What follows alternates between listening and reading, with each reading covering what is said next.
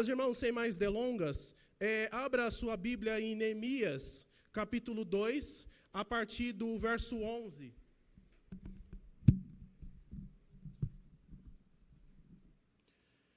Neemias, capítulo 2, a partir do verso 11.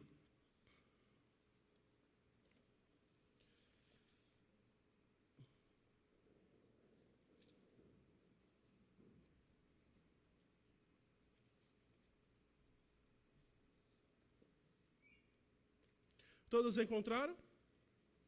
Todos encontraram, né? Diz assim a palavra do nosso eterno Deus. Verso 11.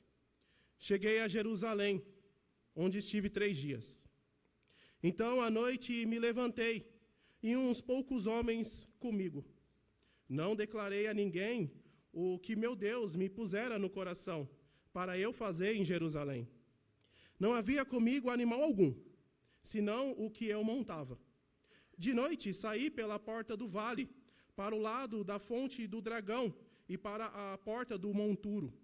E contemplei os muros de Jerusalém, que estavam assolados, cujas portas tinham sido consumidas pelo fogo.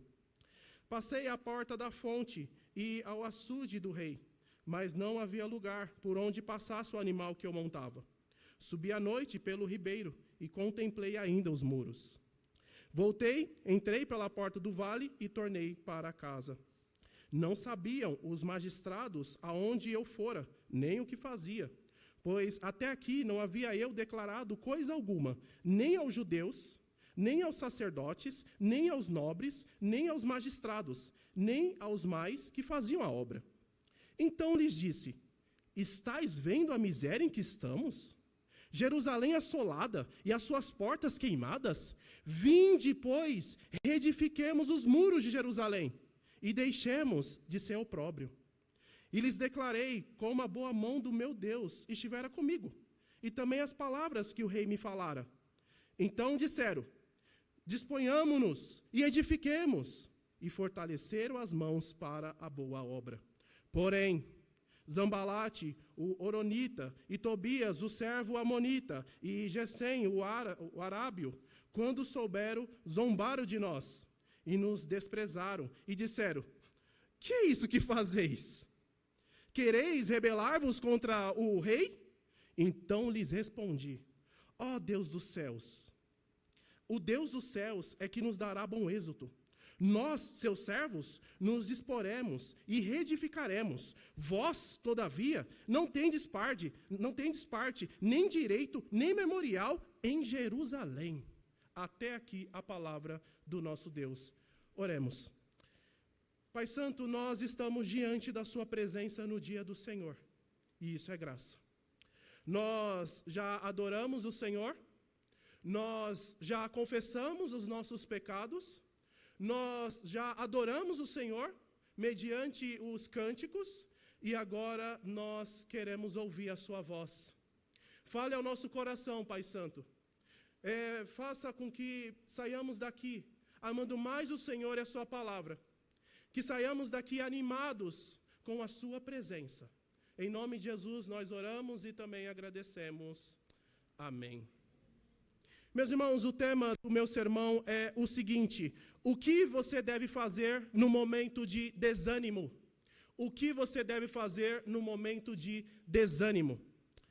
Meus irmãos, quando nós começamos a caminhada cristã, nós a começamos com muito ânimo, não é verdade?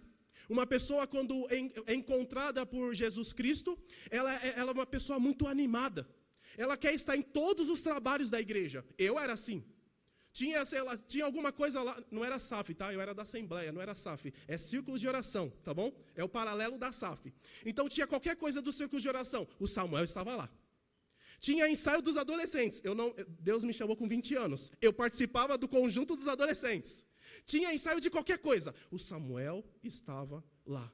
Era um ânimo. Era muito legal. Tudo era muito legal. Mas todos nós sabemos que a caminhada cristã não é só de ânimo, não é verdade? Há momentos em nossa vida que, por causa de alguns motivos que eu vou listar, vem o desânimo. nós começamos a ficar desanimados de vir para a igreja, não é verdade? Nós ficamos desanimados de falar com o irmão que está ao seu lado. Começamos a ficar desanimados de tudo. A vida fica sem sal, fica sem gosto. Você não tem vontade de fazer mais nada. Por que isso, Samuel? Alguns motivos, mas há outros vários. O sofrimento. O sofrimento faz com que nós percamos o ânimo, não é verdade?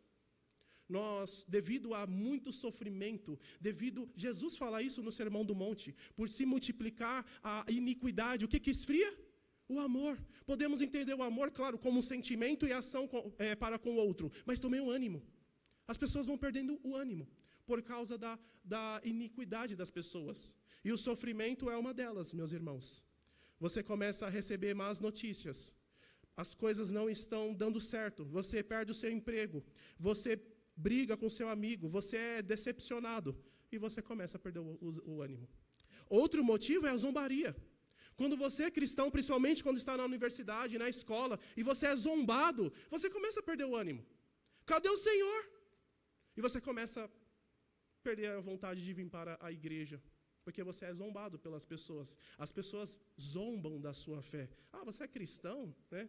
Como se fosse algo bobo, né? Você é cristão. Não dá tempo de falar o que eu vou falar agora, tá? Mas você não é bobo não, irmão. A nossa visão de mundo, a nossa Bíblia, o Evangelho é a única revelação de Deus que dá a resposta para todos os problemas da humanidade. Você não é bobo. Você é um eleito. Você é um amado de Deus. Outra coisa, acusações. Quem aqui fica animado quando recebe algum tipo de acusação? Eu não fico. E eu tenho certeza de que vocês também não ficam. Quando você é acusado, principalmente de algo que você não fez. Isso dá um desânimo, não dá? Você começa a falar, para que ser crente? É só sofrimento, né? É uma dificuldade. Outro motivo, fofoca, que é muito parecido com a acusação. Quando as pessoas estão falando sobre você, algo que você não fez. E aquilo vai passando, porque fofoca é impressionante, né? Se algo é virtuoso, fica só com a pessoa. Fulano recebeu uma bênção. Aí a pessoa parece até um baú. Mas quando é uma coisa que afeta a outra pessoa, aí já era. Aí vai. Quando você menos espera, já está em outro país. E hoje, com a tecnologia, não é brincadeira, né? É literal. Né? É como o presbítero José uma vez falou aqui na aula, né? Até passa no SBT a notícia.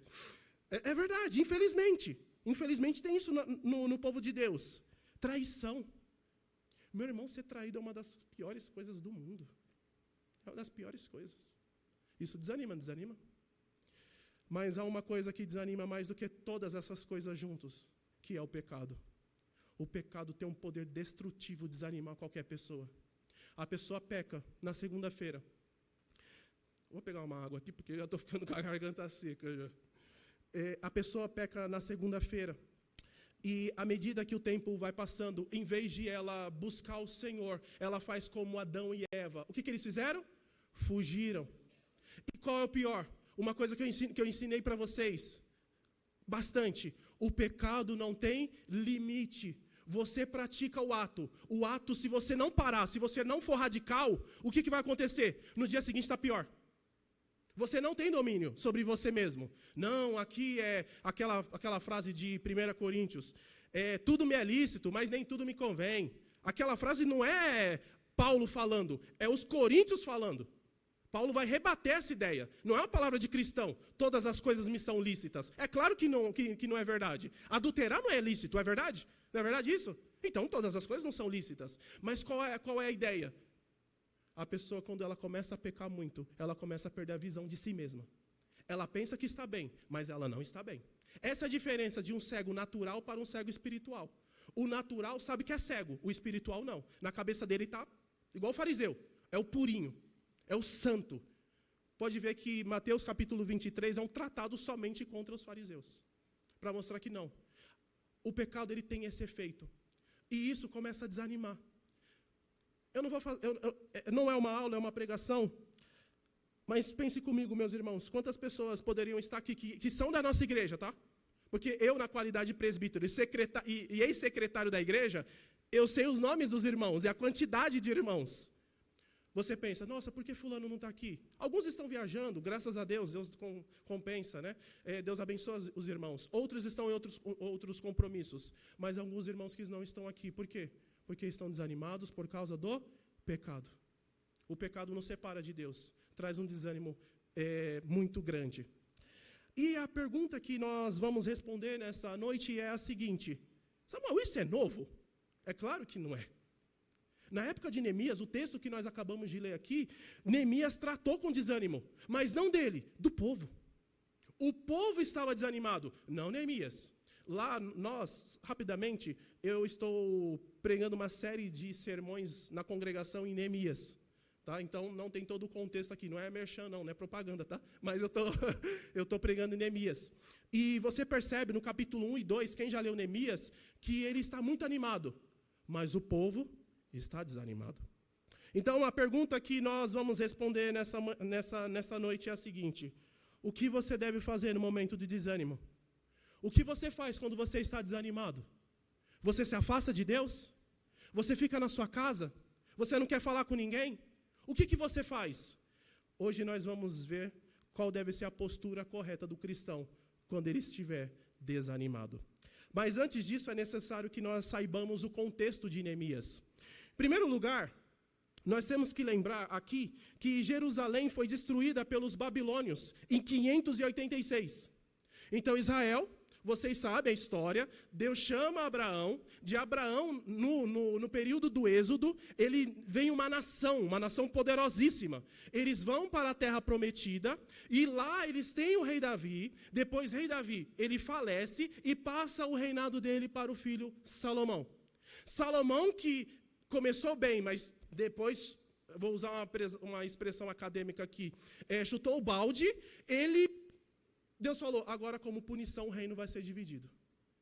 Então Deus separa os reinos. Então em 722 o reino de Israel é destruído e o reino de Judá em 586 é destruído. Imagine, meus irmãos, o Brasil, vou colocar no nosso contexto, imagine uma nação toda poderosa, ela entra aqui e destrói tudo que nós conhecemos. Destrói a cidade de Carvalho, a igreja, o templo. Destrói a sua casa. Tudo está em ruína. Esse é o contexto. Esse é o contexto que eles estão aqui. Entretanto, Deus fez uma promessa. 70 anos depois eu vou restaurar tudo. Vocês vão voltar. E isso acontece. Então, 70 anos depois, sob a liderança de Zorobabel, os judeus voltam para reconstruir o templo. O que acontece? Se você ler Esdras 3 e 4, você vai ver que realmente eles colocaram o templo. Eles colocaram a fundação. E o texto fala que na hora que eles começaram a construir o templo, e eles colocaram os alicerces, a Bíblia fala que a alegria era tão grande, mas tão grande que dava para ouvir em outros lugares. É mais ou menos a nossa alegria agora, cantando os hinos, não é verdade? É uma alegria tão grande, mas tão grande, que dependendo você sai aí rodando, né? Porque é algo impressionante. Ser cristão é impressionante. É uma alegria que não cabe em nosso peito. Nós amamos a Deus e nós tentamos expressar isso da melhor forma possível. Mas lembre-se, meus irmãos, se o reino de Deus vai bem aos nossos inimigos, nunca se esqueça disso.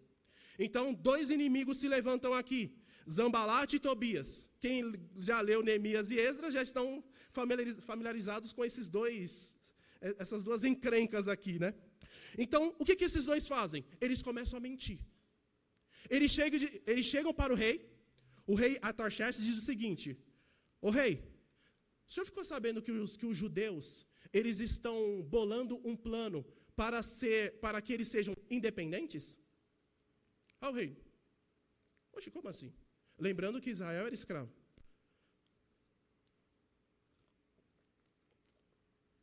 Rei, o senhor sabia que eles estão arquitetando um plano? Então o que o rei faz? Sem contexto, o rei escreve uma carta. A partir de hoje vocês não vão construir mais nada. Isso está em Esdras capítulo 4. A partir de hoje vocês não vão construir mais a casa de Deus. Ponto. O que acontece em seguida? Entra Neemias capítulo 1. O que tem em Neemias capítulo 1? O texto fala que Anani, irmão de Neemias, ele vai até Suzã, que era o local onde Neemias estava, e Neemias fala, como Jerusalém está e como os judeus estão. O que ele fala? Desastre. Os muros estão queimados, os muros estão destruídos, as portas estão queimadas, e não só isso, os judeus são desprezados e estão em miséria.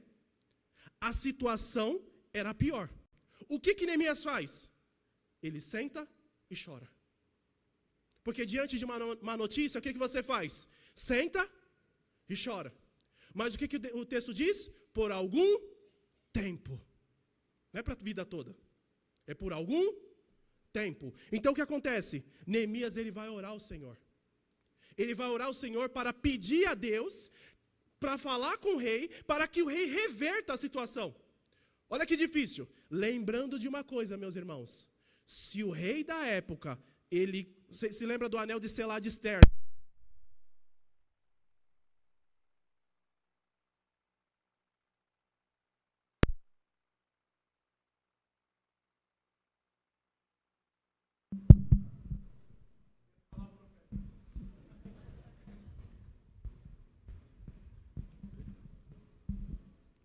Som? Bom.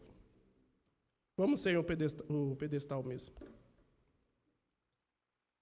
Vamos lá. O que acontece? Esses dois homens, Neemias, agora, voltando ao anel de Selá, se o rei colocasse o anel de Selá, não poderia voltar. Vocês se lembram disso em Esther? Por isso que quando ele coloca o anel, não tem como voltar atrás. Então o pedido de Neemias era quase impossível. Mas Neemias sabia de uma coisa: para Deus nada é impossível.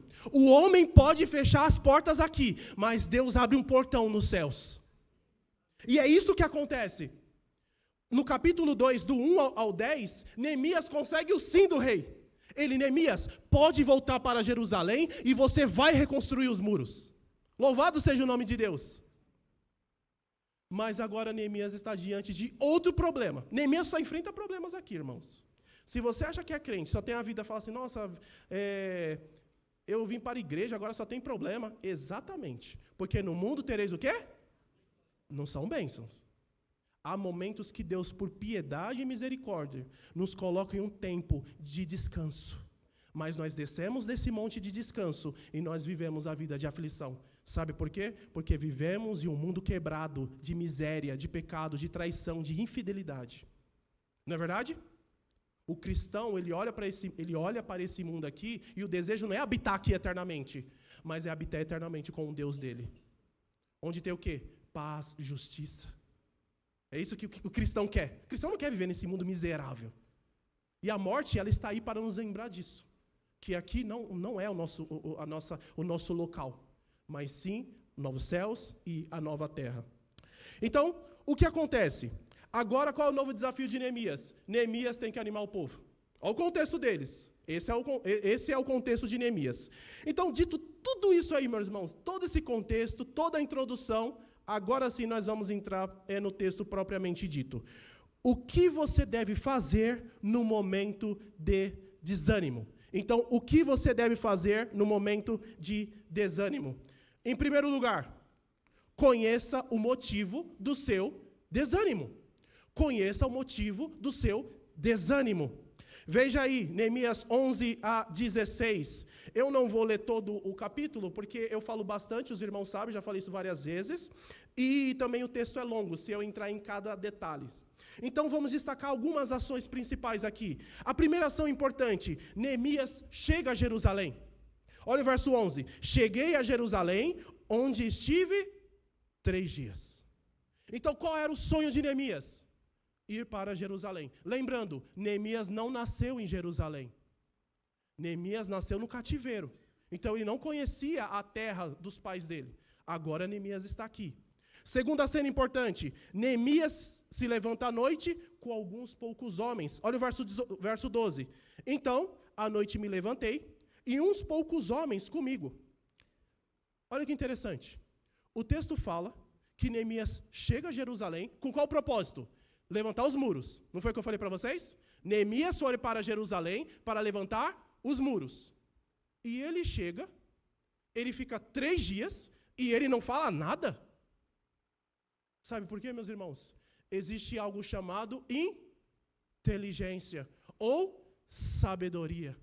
Neemias sabia que dentro, no meio do povo de Deus, havia informantes.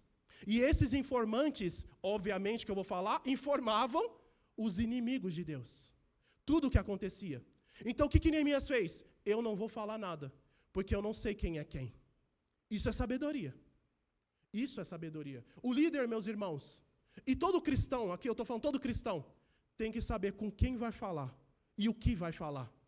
Porque às vezes nós pensamos que a pessoa é A, mas na verdade a pessoa é B. E quando você menos espera, essa pessoa ela está destruindo totalmente a sua vida. Ela está vazando informações importantes da sua vida e formando a sua imagem para outras pessoas do que você não é. Ou às vezes, do que você é. Então, Neemias ele se levanta com poucos homens, possivelmente a família dele. Aqui Neemias, família, né? Dá para confiar, às vezes, né? Então, Neemias, agora, ele se levanta com essas pessoas. Entretanto, Neemias, ele não fala nada a ninguém, conforme eu falei para vocês. E ninguém é ninguém mesmo. Ele não fala para ninguém o que está acontecendo, conforme o verso 16. O motivo, meus irmãos, de Neemias ficar em silêncio, além de não confiar em muitas pessoas, é que ele queria saber o que realmente estava acontecendo. E eu vou ilustrar isso. Às vezes, nós ouvimos alguma coisa de uma pessoa, correto? Só que quando nós estamos presentes, é diferente. É diferente. Então, por exemplo, você diz, fulano falou, nossa, tal cidade é muito bonita. Aí você vê as fotos, nossa, que lugar bonito, né? Mas quando você está nessa cidade bonita, é mais bonito do que o que a pessoa está falando. Só que o oposto também é verdade. Às vezes a pessoa está falando para você, ó, o estado não está bom não, hein? Jerusalém, ó, os portões, os muros, é só miséria. Isso é uma coisa. Mas você ver aquilo é diferente. E Neemias queria saber qual é o real motivo. Por que os judeus estão desse jeito? Então, por isso que ele se cala. Após isso, ele vai inspecionar a cidade. Mas aqui uma coisa interessante. Olha o verso 12. Não declarei a ninguém o que o meu Deus me pusera no coração. Meus irmãos,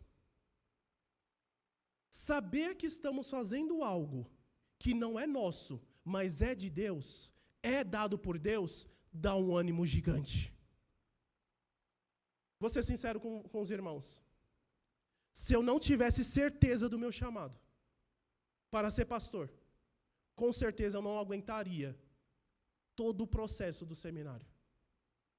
Não aguentaria. É trabalhoso, todo mundo sabe, é trabalhoso. Você aprende muito. Você aprende demais. Eu moro muito longe, quase 2 horas de lá. Não estou chorando, tá, irmãos? Não é isso, não. É só para que vocês entendam. E tem vários contextos. Se eu não tivesse certeza de que foi Deus que colocou no meu coração, eu já teria parado faz tempo. Mas quando eu sei que a obra não é minha, a obra é de Deus, isso me dá um ânimo tão grande que não tem como descrever. Você quer continuar.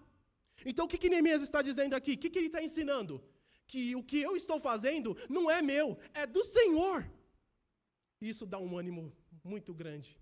Portanto, meu irmão, se você está desanimado, lembre-se que isso vem do Senhor. É obra do Senhor, não é uma obra sua. Ah, está difícil. Samuel, só dificuldade. E quem falou que não ia ter? Mas lembre-se, a obra é do Senhor. E Ele, porque quer, não porque você merece, não porque eu mereço, porque quer, Ele nos abençoa. Não só aqui, porque nós já somos abençoados aqui, mas na eternidade, meus irmãos. Nós não conseguimos compreender, medir a quantidade de bênção que Deus tem para nós lá. Não tem como. Não tem como. Por isso que a Bíblia quase não fala nada do céu. Já repararam? É só uma introdução. Por quê? Não tem como. É uma descrição ou outra, não fala muito do céu. Fala que nós vamos habitar, mas não fala muito. Porque palavras aqui não conseguem. Não é que Paulo fala? Eu fui ao 3º céu, mas é difícil de escrever. É inefável, né? É inenarrável o céu. Não tem como descrever, é impressionante. Então, meus irmãos, lembre-se de uma coisa. Se você está desanimado, lembre-se que o que você está fazendo foi Deus que colocou no seu coração. Agora Neemias, ele vai inspecionar a cidade. Verso 13 a 15, vai dizer que Neemias, ele vai passando por todos os portões. Ele vai conhecendo os muros. E o que Neemias vê? O verso 13. De noite, saí pela porta do vale, para o lado da fonte do dragão, e para a porta do monturo, e contemplei os muros de Jerusalém, que estavam assolados, cujas portas tinham sido consumidas pelo fogo. O que Neemias vê? Neemias vê duas coisas. Primeiro, Jerusalém estava com os muros derrubados. Meus irmãos, quando nós falamos de muros derrubados, não pensa que é muro derrubado. Ah não, muro está derrubado. Isso é verdade. Mas qual é a implicação de não ter muro? Não tem proteção. Quem aqui deixou a porta de casa aberta quando saiu de casa? Creio que ninguém, né? Se eu sair agora, consigo entrar na sua casa tranquilamente? Eu creio que não, vai ter um portão, vai ter um bloqueio. Imagine você não ter proteção. Esse é o contexto de Jerusalém. Qualquer um podia entrar. Qualquer um. Então, isso não é só um muro. Eles estavam indefesos. E porta, meus irmãos, não pensa que é só porta. Ah, não tem porta. Não. O que é a porta para Israel? Justiça. Onde os judeus faziam as suas negociações. Onde havia justiça. Quer um exemplo? Lembra de Absalão, quando ele queria tomar o reino de Davi? O que ele fez? Ele colocou um banquinho na porta de Jerusalém e ele começou a julgar as causas. Onde? Na porta. O que Neemias está dizendo aqui? Em Jerusalém não tem justiça. A injustiça em nosso país. Parece muito conosco, né? Parece muito conosco. Parece muito. Mas sabe qual é a diferença? Isso estava acontecendo em Jerusalém. Neemias jejuava e orava pela nação. Nós passamos por isso e não ligamos. Essa é a diferença. Ah, nossa, eu quero um Brasil melhor. Quantas vezes você já jejuou por isso? Quantas vezes você buscou a face de Deus por isso? Quantas vezes você gastou pelo menos 1 hora da sua vida investindo, Senhor, mude a nação? É bonita a história de Neemias, eu acho fantástico. Mas quantas vezes nós queremos encarnar Neemias aqui, não é verdade? Infelizmente nós somos assim, irmãos. Nós achamos a história bonita, e o resultado também, mas o processo nós não queremos passar. Portanto, a exortação de Deus para nós é, se a nossa nação também está com injustiça, se ela é indefesa, oremos por ela. Porque Paulo fala, se vocês orarem pelos líderes, vocês terão paz. Isso não é promessa minha, isso é promessa de Deus. Então, que façamos isso daí. Então, Neemias, ele inspeciona toda a cidade e ele não fala nada. Por que isso, meus irmãos? Isso aqui é importante. Você quer saber o motivo do seu desânimo? Você quer saber o motivo? Comece a se perguntar para si mesmo. Por que eu estou desanimado? Davi fazia muito isso nos Salmos, né? Ó minha alma, por que você abate? Por que está abatida a minha alma? E pode ter certeza que a resposta virá. Não fica abatido, irmãos. Eu estou desanimado. Eu quero desistir. Meus irmãos, eu vou falar uma coisa. Qual é o normal da vida do crente? Eu já expliquei isso aqui uma vez, né? A vida do crente não é só estar cheio do Espírito Santo. Esse é o ideal, todo mundo quer isso, não é verdade? Hoje estou cheio, amanhã estou mais cheio, depois estou mais cheio, depois estou mais cheio, e você fica cheio. Parece até os Vingadores, né? Parece um super-herói. Você está cheio. A vida cristã, infelizmente, ela não é assim. Há momentos que você está cheio do Espírito Santo, mas outros dias você não está muito bem. Qual é o que não é normal? Todo dia desanimado. Isso não é normal. Meus irmãos, Jesus, ele veio ao mundo e morreu pelos seus pecados. O seu nome está escrito no livro da vida. Você vai habitar eternamente com Deus. Jesus, ele mostra para você onde você veio, o que você está fazendo aqui e para onde você vai. Por que você está abatido? Por quê? Examine-se, pois, o homem a si mesmo. Saiba o motivo da sua tristeza. Qual é o motivo do desânimo dos irmãos judeus? A cidade estava destruída. E isso era muito triste. Era muito triste. Meus irmãos, eu não sei se vocês acompanharam, se eu não me engano, foi em Minas, que houve uma enchente e alagou uma igreja. Não sei se vocês acompanharam isso.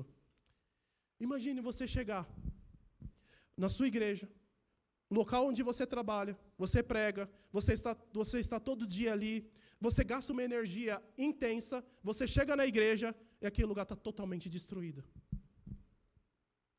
Você fica animado ou você fica desanimado? Desanimado. É isso que acontece, irmãos. Infelizmente, nós desanimamos. Mas o que devemos fazer? Precisamos saber o motivo desse desânimo. Por que você está desanimado? Segundo lugar, porque nós devemos, o que devemos fazer no momento de desânimo? Segundo, devemos lembrar dos atos de Deus. Então, em primeiro lugar, o que eu devo fazer diante do desânimo? Eu tenho que saber o motivo por que eu estou desanimado. Esse é o primeiro. Segundo, o que eu tenho que fazer? Eu tenho que me lembrar dos atos de Deus na minha vida. Vejamos aí verso 17 a 18. Aqui, meus irmãos, nessa passagem, Neemias, ele para de inspecionar a cidade e agora ele vai falar com os irmãos, vai alegrar os irmãos. A pergunta é, o que Neemias faz para alegrar os irmãos? Verso 17.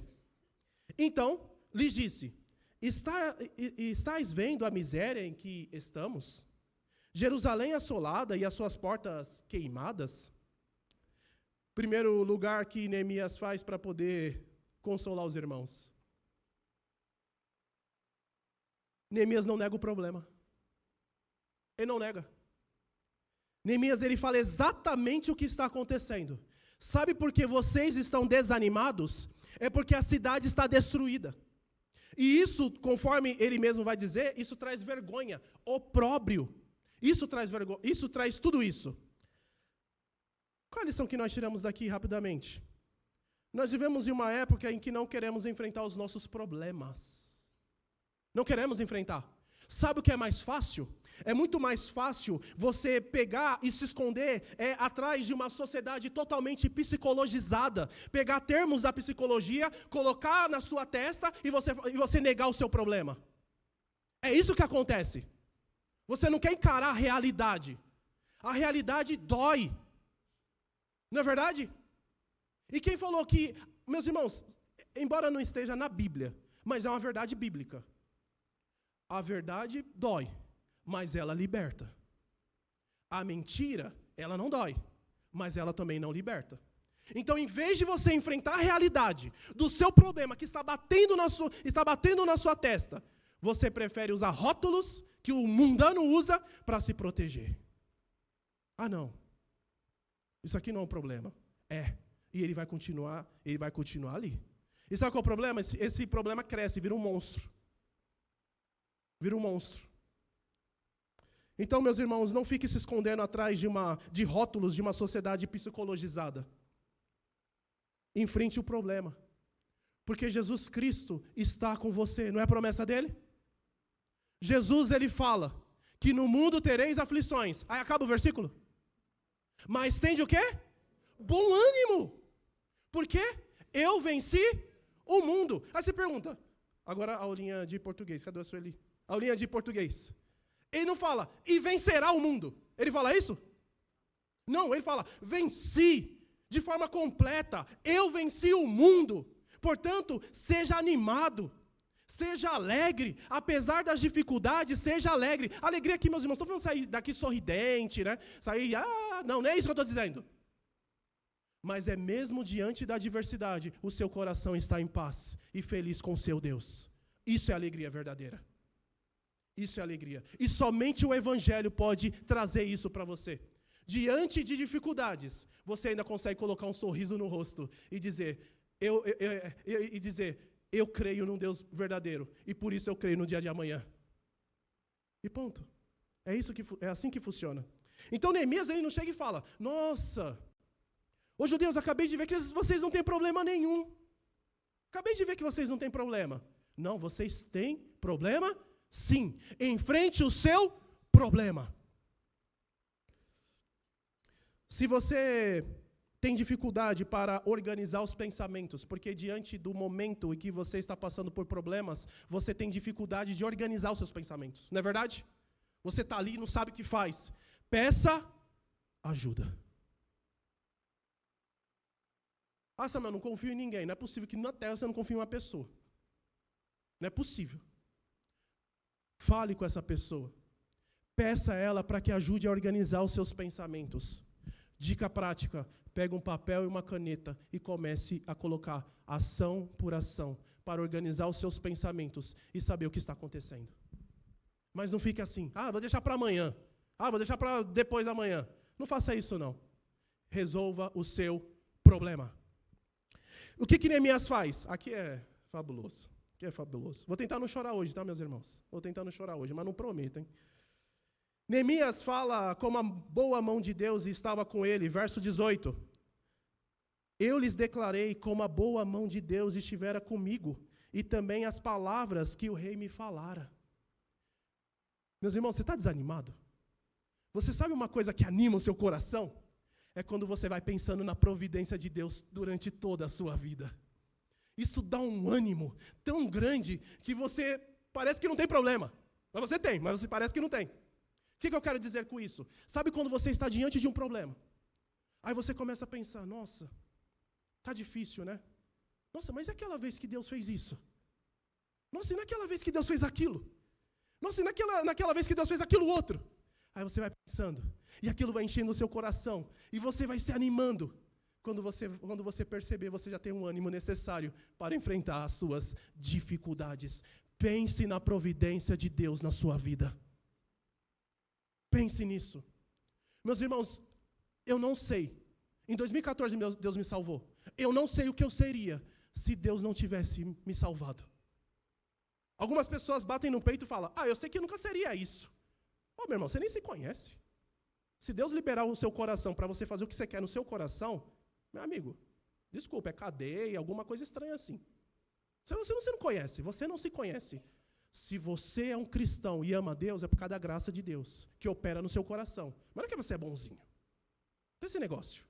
É porque Deus trabalhou no seu coração. Então, quando você vai pensando: nossa, naquele dia eu estava com um problema tão grave, e Deus... Porque Deus faz isso, não faz? Se eu falasse assim, meus irmãos, igual na congregação do Brasil, momento de testemunho, ia ter uma fila gigante para você pelo menos contar uma prova de que Deus operou na sua vida. Eu tenho certeza que todo mundo ia levantar aqui. Não é verdade? É no momento do sofrimento que você deve pensar nisso. Nossa, isso aconteceu. Deus fez isso. E você começa a se animar. E qual é o resultado de tudo isso, meus irmãos? Olha aí o verso 18. Então disseram. Quem disse? Neemias? Não, está no plural. Então, os judeus, correto? Então disseram, os judeus, 2 pontos. Disponhamos-nos e edifiquemos. E o texto, agora Neemias narrando. E fortaleceram as mãos para a boa obra. Meus irmãos, o verbo aqui, o verbo fortalecer. No texto que foi escrito, a ideia de intensidade. Ou seja, eles se animaram, mas não é um ânimo assim. Quem está animado? Eu. Não, é eu. Eu estou animado. Foi um ânimo gigantesco.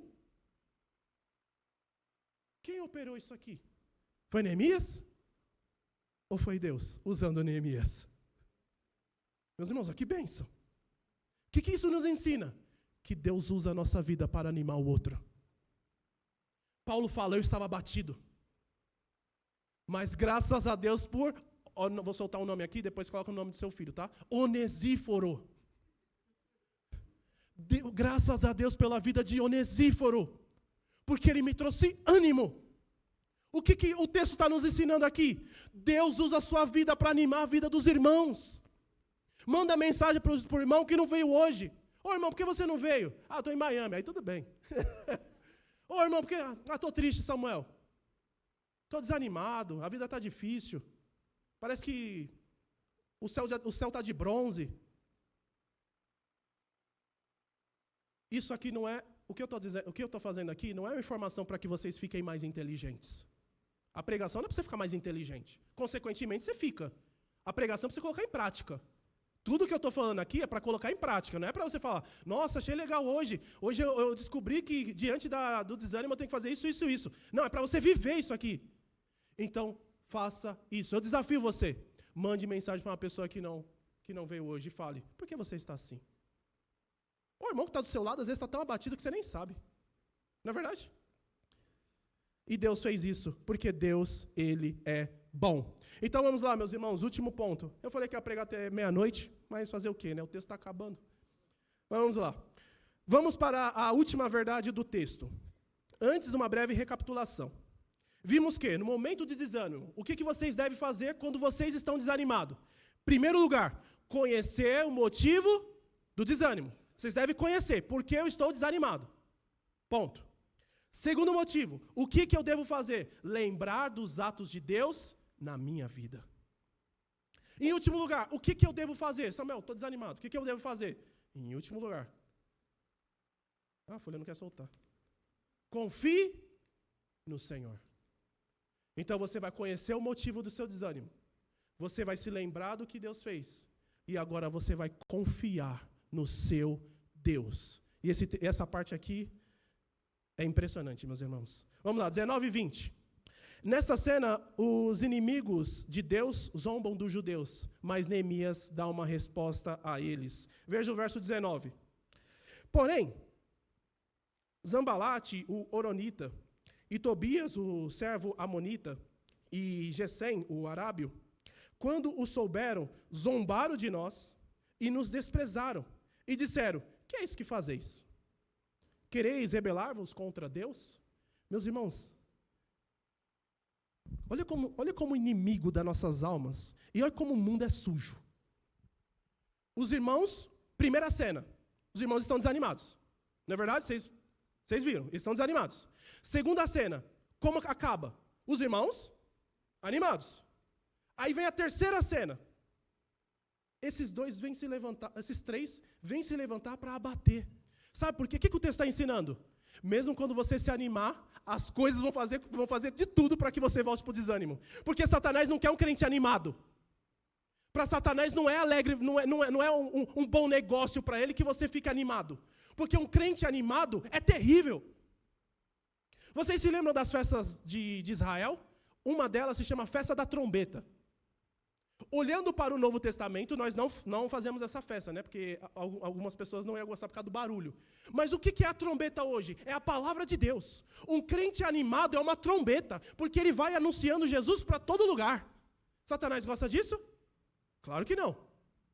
Claro que não gosta. Você acha que você ia ficar animado e Satanás ia ficar, nossa, olha que bênção, ele se animou. É claro que não. Porque Satanás não quer ninguém animado. Satanás quer você desanimado, acabado, destruído. Esse é o propósito dele, né? Infelizmente. Então, o que eles fazem? Primeiro lugar, eles zombam. Meus irmãos, a zombaria é um dos meios principais para o desânimo. Você vai zombando. E a pessoa vai perdendo o ânimo, né? Olha o cristãozinho ali. A sua igreja não permite aquilo? E isso aqui não dá para falar coisas pesadas, né? Mas eu sei que vocês, principalmente os meninos que são da escola, da faculdade, sabem que eles são zombados de todo tipo possível, né? Todos os tipos possíveis. Outro, desprezo. Meus irmãos, já teve a experiência de você estar numa roda de várias pessoas e elas não compartilharem com você só porque você é cristão? Isso acontece, isso é um desprezo. Ano retrasado, 2023, eu entrei no seminário. Já estou perdendo, a memória já está indo embora, meus irmãos. Em 2023, eu entrei no seminário.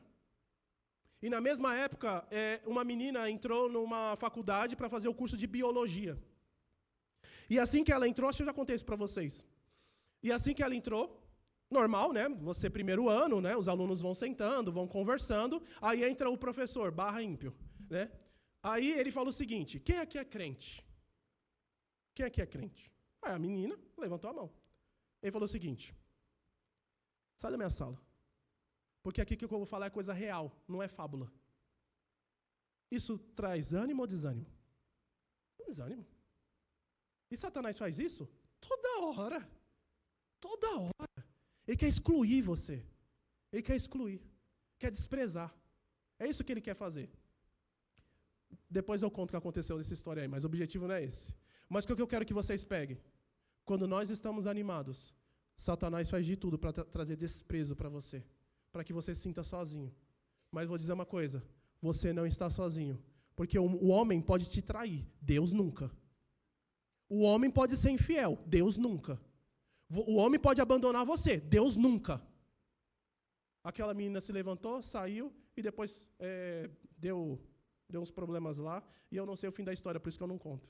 Mas eu sei que aconteceu isso. Mas vou buscar saber, vou contar na próxima. Mas vamos lá, o que eles usam? Acusação. Quando acusam você de algo que você não fez. Isso é horrível.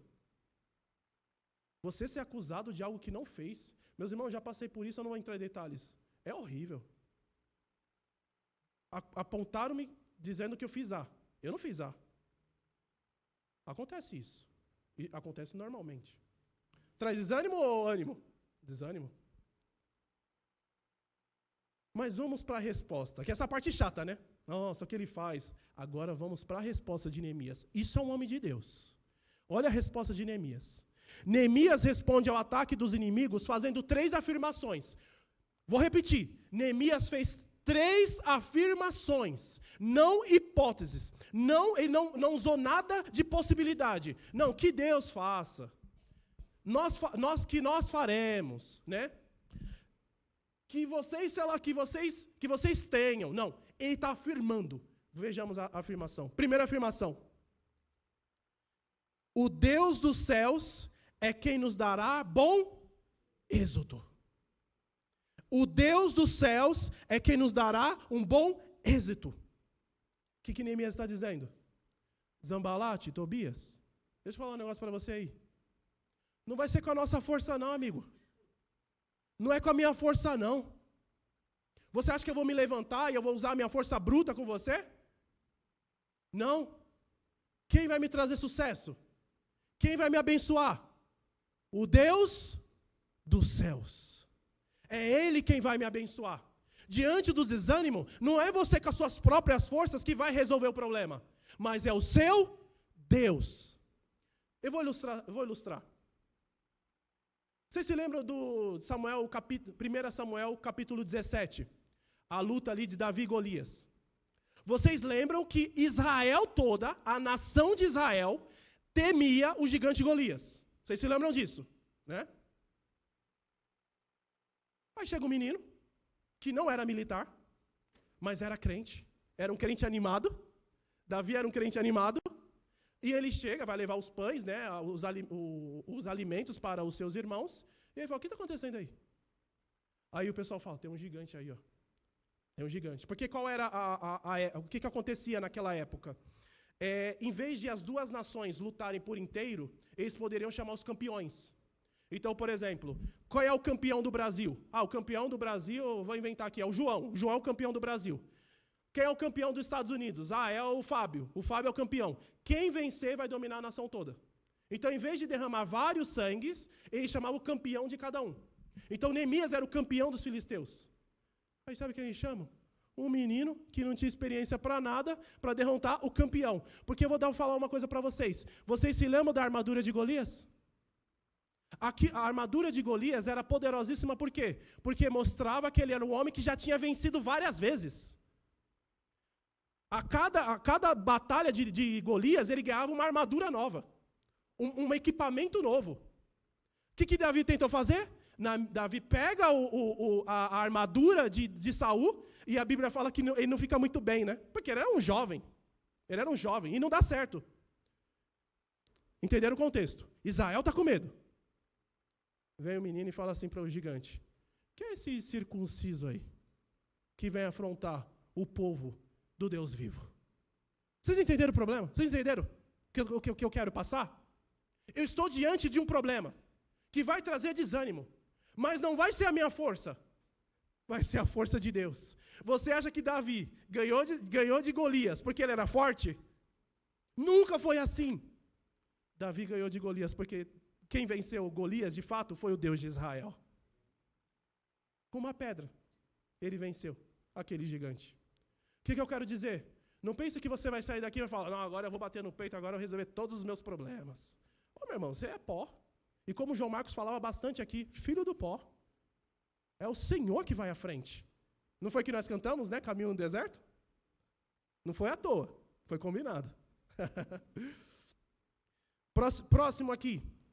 Neemias, então, ele joga para Deus. É Deus que vai nos dar sucesso. Segundo, nós, seus servos, vamos nos dispor e vamos reedificar o muro. O que Neemias está dizendo? É verdade, Deus é o soberano. É Ele que vai nos dar vitória. Mas eu tenho que fazer algo. Eu vou dar uma ilustração aqui, mas depois eu explico melhor. É a mesma coisa uma pessoa que quer emprego, mas ela não manda currículo. Faz sentido para você? Para mim não faz também. Né? Para mim também não faz. O que está dizendo? Lembra do Salmo 127? Se nós não edificarmos a casa, se Deus não edificar a casa, em vão nós construímos. Mas tem uma construção também. Você também tem que fazer a sua parte. E qual é a sua parte? Depender de Deus e pedir sabedoria para resolver os seus problemas. E graça e ânimo. Eu vou avançar porque o tempo já está indo. Terceira afirmação, essa aqui é fantástica. Ele olha para Zambalat. Meus irmãos, olha o contexto. Meus irmãos, Zambalat e Tobias, eles não eram pessoas simples. Eles eram praticamente, vou usar a linguagem, tá? Eles eram como se fossem reis. Eles tinham na mão deles nações. Ele olha para esses dois, o que ele vai dizer? Verso 20. Vós, Zambalat, Tobias e Gesem, todavia, não tendes parte, nem direito, nem memorial em Jerusalém. Em uma palavra acadêmica aqui, vai cuidar da sua vida. Vocês não têm parte comigo. Vocês não têm parte. Quem são vocês? Vocês não fazem parte do mundo do Senhor. Vocês não fazem parte da genealogia da mulher. Vocês fazem parte da genealogia da serpente. Vocês são os nossos inimigos. Vocês não têm parte. Algumas pessoas, né, porque hoje está nesse mimimi, né? As pessoas leem isso e falam, nossa, está excluindo. Meu irmão, vai entender o contexto. Vai entender o contexto. O motivo pelo qual ele está rejeitando esses homens é porque eles eram contra a nação de Deus. Nós não aceitamos ímpio que queira destruir a nossa igreja. Nós aceitamos? Nós aceitamos falsos profetas aqui? Eu não aceito. Não temos que aceitar. Agora, se entra arrependido, querendo uma vida diferente, eu sou o primeiro a dar um abraço nele. E como os irmãos sabem, eu abraço mesmo, né? Eu abraço. Mas se vier para cá, para fazer palhaçada, para ser uma raposa, sai. Não tem espaço. Não tem espaço. Aqui é a igreja de Deus, santa, pura. Ponto final. É assim que funciona. Então o contexto aqui não é um contexto, nossa, é porque ele não gosta. Não, meu irmão. Eles odiavam o povo de Deus. É nós e eles, ponto. Nós e eles. Quem criou essa diferença? Foi o Samuel? Não, foi o próprio Deus. É só ler sua Bíblia em Gênesis 3,15. E eu vou fazer inimizade entre a descendência da mulher e a descendência de quem? Da serpente. Toda a Bíblia é essa história, irmão. Toda a Bíblia é essa história. É a descendência da serpente tentando matar o Messias. Toda hora. E qual é o resultado? O descendente da mulher mata todos os inimigos e já era. É assim que funciona. Então, qual é a lição que nós tiramos daqui? Abra aí, segunda epístola de Paulo aos Coríntios, e eu já vou para a conclusão. É a última lição que eu quero tirar com vocês. Capítulo 6. 2 Coríntios, capítulo 6. Porque algumas pessoas vão dizer, não, mas aquilo ali é na outra época, né, Samuel? Aqui a gente agora, nós podemos ter amizades com ímpios, podemos andar com eles, podemos pensar exatamente como eles pensam, não é verdade, Samuel? Claro que não. Olha aí, 2 Coríntios capítulo 6, a partir do verso 14. Isso aqui não é palavra minha, tá, irmãos? É palavra de Deus. Verso 14. Todos encontraram? Todos encontraram, né? Palavra de Deus. Não vos ponhais em julgo desigual com os incrédulos. Isso aqui é uma opção ou é uma ordem? É uma ordem. Se possível. Não, é ordem. Porquanto, agora é o motivo. E deu a ordem, agora vai dizer, por que vocês não devem? Porquanto é uma conjunção de explicação. Vai explicar. Porquanto. Que sociedade pode haver entre a justiça e a iniquidade? Ou que comunhão dá luz com as trevas? Que harmonia entre Cristo e o maligno? Ou que união do crente com o incrédulo? Que ligação há entre o santuário de Deus e os ídolos? Porque nós somos santuários de Deus vivente. Como ele próprio disse, habitarei e andarei entre eles. Serei o seu Deus, e eles serão o meu povo. Por isso, retirai-vos do meio deles. Separai-vos, diz o Senhor. Não toqueis em coisas impuras, e eu vos receberei. Serei vosso pai, e vós serei para mim filhos e filhas, diz o Senhor Todo-Poderoso. Tendo, pois, amados, tais promessas, ou seja, que ele acabou de falar, que Deus vai ser nosso pai e nós seremos os filhos, purifiquemo-nos de toda impureza, tanto da carne como do espírito, aperfeiçoando a nossa santidade no temor de Deus. Ah, Samuel, lá, e hoje? Samuel, você está dizendo que não é para andar com pessoas que são de outra igreja? O próprio Paulo vai falar, você tem que criar um muro para isso. Mas cuidado com a intimidade. Cuidado com o que você pensa. Há muitos cristãos que começam andando com ímpios, e daqui a pouco está falando como ímpio, está falando palavrão de ímpio, está pensando como ímpio. Que sociedade há entre nós? Somos nós e eles. Ponto. Deus estabeleceu isso e ponto final. Não briga comigo, é Deus. Vamos para a conclusão, meus irmãos. Nós aprendemos que no momento de desânimo, devemos, primeiro lugar, vamos ver se vocês pegaram, conhecer o motivo do desânimo, primeiro. Segundo, lembrar-nos dos atos de Deus. E terceiro, confiar no Senhor. Mas aqui eu vou fazer um negócio com vocês aqui, tá? Calma, que eu não vou falar para ninguém fazer nada de estranho. Está faltando alguém nesse texto, né? Está faltando uma pessoa nesse texto. E essa pessoa é o nosso amado, o nosso Senhor, é Jesus Cristo. Ele tem que aparecer no texto, porque Ele é a fonte de tudo que eu estou falando. Meus irmãos, Neemias nos ensina o que fazer no desânimo. Mas é em Cristo que encontramos poder para viver e fazer isso. Neemias ensinou, mas de onde vem a força para isso, Samuel? Para tudo que você ensinou? Jesus Cristo. E nunca se esqueça disso. É Ele que dá o poder para vocês. Vocês estão estudando Atos dos Apóstolos, não é? O que diz lá? É do Senhor que vem o poder para fazer tudo o que eu estou dizendo. É em Cristo, meus irmãos. É Cristo quem revela o nosso coração. Somente Deus tem acesso a Ele. Quanto mais você anda com Cristo, mais você sabe quem você é. Quanto mais você se aproxima de Deus, mais você sabe quem você é. Eu já falei isso para os irmãos 1000 vezes, mas eu vou falar de novo. Quando eu não era da igreja, eu estou me usando muito hoje, mas não é para me exaltar não, tá? Porque fica mais fácil, tá? Porque eu estou cansado de mente. Quando eu não era da igreja, eu dizia para o meu pai, o meu nome está escrito no livro da vida. Eu era soberbo. Muito. Não tinha compreensão de quem eu era. Por que eu falava isso? Eu não tinha relações sexuais com ninguém. Eu não bebia. Eu não fumava. Então era quase, na sociedade de hoje, é quase um ser celestial, né? Não falava palavrão. As pessoas diziam, nossa, você é crente? Eu não. Aí Deus me salvou. E eu vi que era um miserável pecador. Eu vi que pecado não é só isso, coisas externas, mas é muito mais. Eu era ingrato, infiel, pensava coisas que não faziam parte da vontade de Deus. À medida que eu me aproximo de Deus, que é luz, Ele revela quem eu sou. E é quando Ele revelou quem eu sou, que eu corri para Ele e falei, Pai, me ajude. Miserável homem que sou, quem poderá me livrar do corpo dessa morte? O que Paulo fala? Graças a Deus por Jesus Cristo. Ele me salvou. Ele conhece meu coração. E se eu quiser conhecer o meu coração, eu tenho que andar com Jesus Cristo. Porque eu vou começar a falar como Jesus Cristo. Eu vou começar a sentir como Jesus Cristo. Eu vou começar a desejar como Jesus Cristo.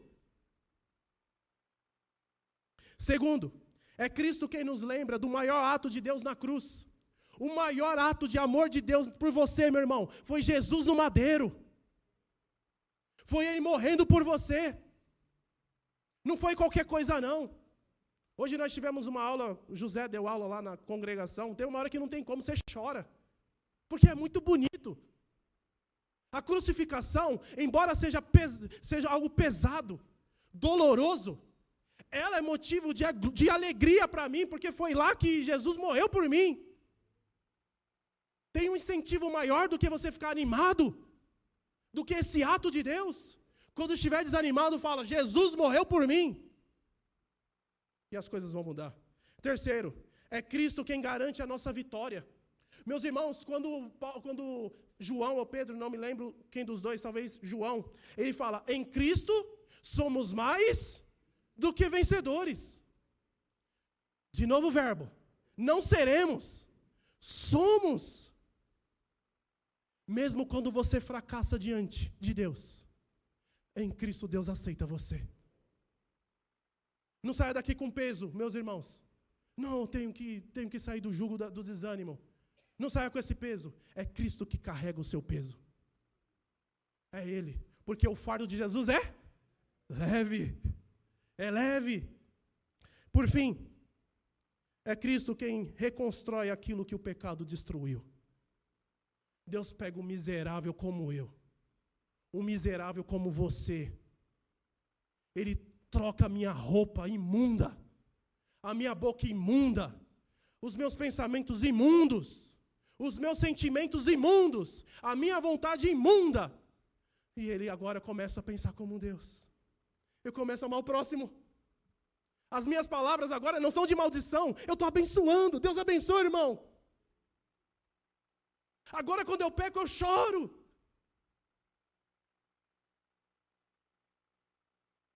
No ano em que Deus me salvou, eu coloquei... Eu sou São Paulino, eu era São Paulino, né? É que eu sou já e ainda não. Eu sou já e ainda não. É que eu assistia mais, mas eu vou explicar para vocês. No ano em que Deus me salvou, eu coloquei no meu coração, isso em janeiro. Esse ano eu vou ser o maior torcedor de São Paulo, vou assistir todos os jogos. Eu gostava muito do Barcelona também. Então eu vou assistir todos os jogos do Barcelona. Isso era a minha vontade. Em junho, de 24 de junho do mesmo ano, a minha vontade não era nem mais assistir a jogo de futebol. Não estou falando que é pecado, tá? Pode assistir. Só não vai trocar o domingo. Se alguém não estiver aqui porque está assistindo um jogo de futebol, que Deus tenha misericórdia da sua vida, irmão. Não faça isso, não, é pecado. Mas vocês entenderam o que Deus faz? Ele pega uma vontade boba, uma vontade passageira, e coloca uma vontade real, uma vontade que você agora quer buscar o Senhor. E isso não tem preço. Deus nos pegou, meus irmãos, com os muros caídos. E agora Ele coloca um muro no nosso coração, que é o domínio próprio. Deus nos pegou com portas totalmente destruídas. Nós éramos injustos, mas em Cristo nós somos justos. Em Cristo não tem... É a tese de Colossenses, né? Cristo e ponto final. Não precisamos de nem mais um mediador, porque Cristo é aquele que tira todo o desânimo e coloca o ânimo no nosso coração. Meus irmãos, que Deus abençoe a vida de vocês. E como o final do Sermão do Monte, não seja só ouvinte, mas seja praticante de toda a palavra de Deus. Vamos orar? Querido Deus, nós agradecemos por essa mensagem, por essa palavra, que o Senhor, por meio dela, tenha falado ao nosso coração e faça com que agora nós andemos em novidade de vida. Tire todo o desânimo do nosso coração, anima a nossa fé, que sejamos crentes cheios do Espírito Santo, fervorosos, buscando o Senhor, buscando intimidade, buscando amar o próximo, buscando se preocupar com o próximo. Também, Senhor, administrando bem os dons que o Senhor nos dá, o dinheiro que o Senhor nos dá, a casa que o Senhor nos dá. Ajude-nos a manifestar esse ânimo em todas as áreas da nossa vida. É em nome de Jesus que nós oramos e agradecemos.